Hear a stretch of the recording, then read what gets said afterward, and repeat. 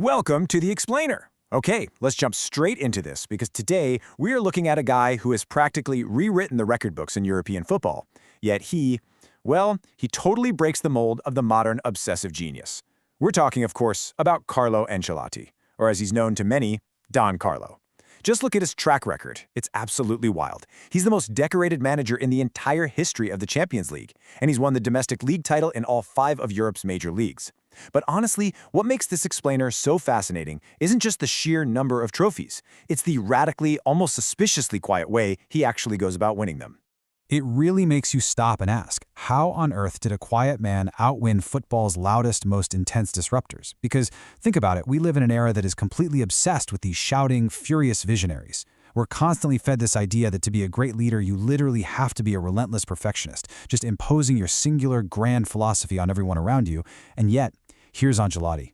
A guy who keeps his voice down, keeps his system super flexible, and he's basically outlasted and outwon every single one of them. It's a leadership paradox that completely flips the script on what we think we know about high performance. All right, Section 1, the raised eyebrow myth.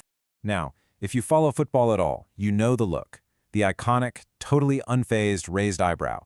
The stadium is literally shaking. The pressure is unimaginable. And Ancelotti just lifts one eyebrow about a millimeter. People see that and they often mistake it for passivity, or they think, oh, he's just lucky. But that calm, it's not passivity at all. It is the very tip of the iceberg. Beneath that cool exterior, Ancelotti is what we'd call the adaptor. See, a lot of elite managers walk into a club clutching their rigid system, like this sacred text everyone has to bow down to. Ancelotti walks in with a totally different approach. He asks, who are you and what do you need to be great? He reads the actual human beings in front of him and molds the plan to fit them. Sounds simple, right? Actually, it's incredibly hard, because you have to constantly check your own ego at the door and start from scratch with every single new group you lead. And look, if you're sitting there thinking this human-centric, empathetic stuff sounds a bit, soft, just think about the number 5. 5 Champions League titles as a manager. That is hard, undeniable data right there. You don't just accidentally stumble your way into becoming the most successful coach in the history of Europe's elite competition. This relational, highly flexible approach, it yields cold, hard, absolutely devastating results on the biggest stages in the world. Moving on to Section 2, 2 opposite leadership teachers. Now, Ancelotti wasn't just born with this mystical wisdom. His entire method was forged back when he was a player, basically by jamming together 2 completely opposite managers. On one hand, you've got Nils Liedholm, his boss at Roma. Liedholm led with warmth, deep trust, and a total player-first mindset. He treated his squad like smart adults. But then, on the exact opposite end of the spectrum, Ancelotti plays under Arrigo Sacchi at AC Milan. And Sacchi was a fanatic, relentless. He demanded exhausting, 100% adherence to this high-pressing, intense system. Here's the crazy part. Ancelotti won league titles under both of these guys. He experienced the very summit of the sport through 2 totally contradictory philosophies. So, what does Ancelotti do when he becomes a manager? Instead of just picking one side, he metabolizes both of them.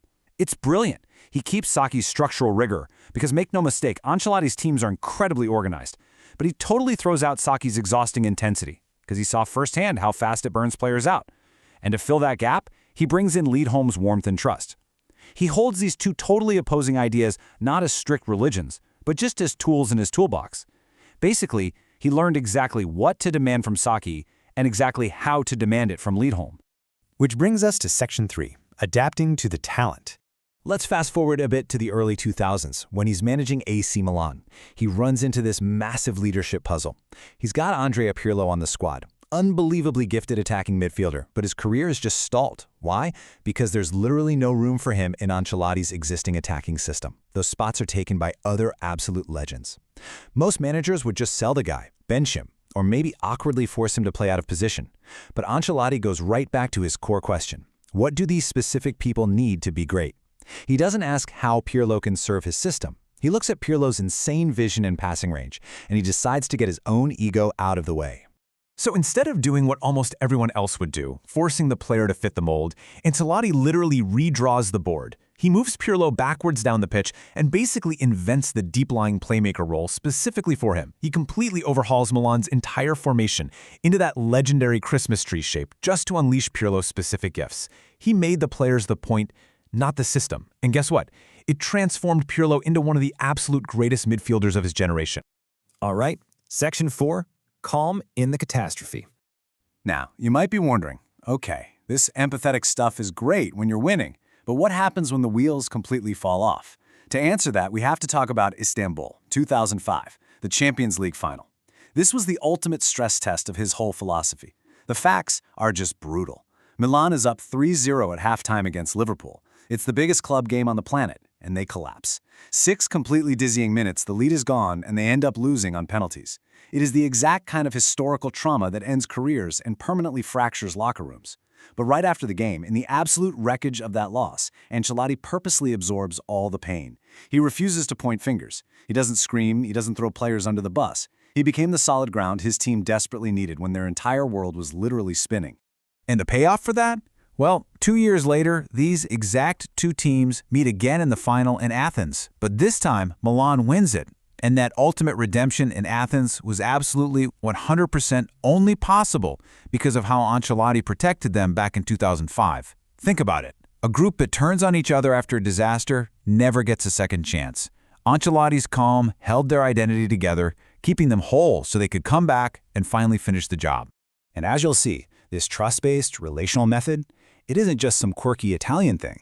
It travels everywhere. He takes this playbook and he wins the Premier League in England, Ligue 1 in France, the Bundesliga in Germany, and La Liga in Spain.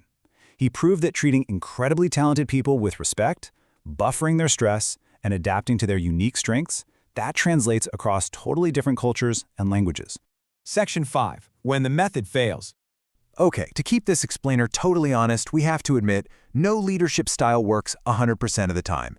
We got to look at 2017, when Ancelotti was surprisingly sacked at Bayern Munich. Why did it fail there? Because he walked into a locker room full of senior players who actually wanted the exact opposite of what he was selling. They craved rigid structure. They wanted a manager who was essentially a drill sergeant, driving them relentlessly. So Ancelotti's light, trusting touch, the same touch that unlocked pure magic in Madrid and Milan, was seen at Bayern as a lack of direction.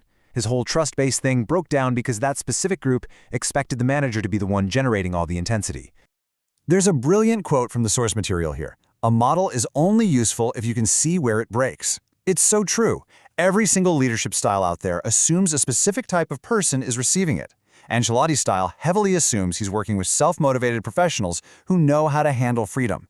When that assumption was wrong, the method broke. It's an absolutely crucial lesson for anyone. Never let your past success blind you to the reality of the specific room you're standing in today.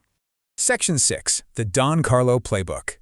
So let's distill 30 years of managing the biggest egos in sports down to an actionable, everyday framework. Whether you're running a football team or, a corporate marketing department, these 6 interlocking steps are gold. Step 1. Earn your authority through competence. Don't just demand it by shouting. 2. Treat your people as individuals. Seriously, adjust your style to what they need. 3. If you have to challenge someone, do it privately to protect their dignity, but always support them publicly. 4. Buffer the pressure coming from your own bosses so your team can actually focus on doing their jobs. 5. Use calm as a deliberate tool, a gift to just lower the temperature in the room. And 6.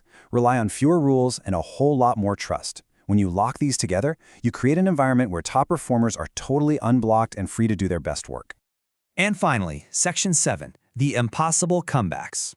If you want the ultimate modern proof of this playbook, just look at Ancelotti's crazy return to Real Madrid. In the 2022 Champions League knockout rounds, Madrid was constantly behind, time running out, seemingly dead and buried. And yet, over and over, they pull off these miraculous, absolutely insane last-minute comebacks. But here's the secret. It wasn't just him moving X's and O's on a whiteboard. The calm was the tactic. Think about it. Under extreme pressure, your body floods with stress. Your vision tunnels and your ability to make decisions just tanks. A panicking boss instantly infects the whole team with that stress. But Ancelotti's deliberate, famously raised eyebrow calm, it was literally a physiological intervention. He was doing crowd control on his players' nervous systems. By radiating total, unwavering steadiness, he kept them in a headspace where they could still see the field clearly and execute right up to the final whistle, while the other teams simply froze. So as we wrap up this explainer, I want to leave you with a real provocative question to chew on regarding your own day-to-day leadership. Ask yourself, are you forcing your team to fit into your system, or are you actually building a system that fits your team? Remember, the people are the point. Get the people right, protect their environment, adapt to what makes them great, and the results, they'll follow. Thanks so much for joining me on The Explainer today, and keep thinking about how you can bring just a little bit of that Don Carlo calm into your own world.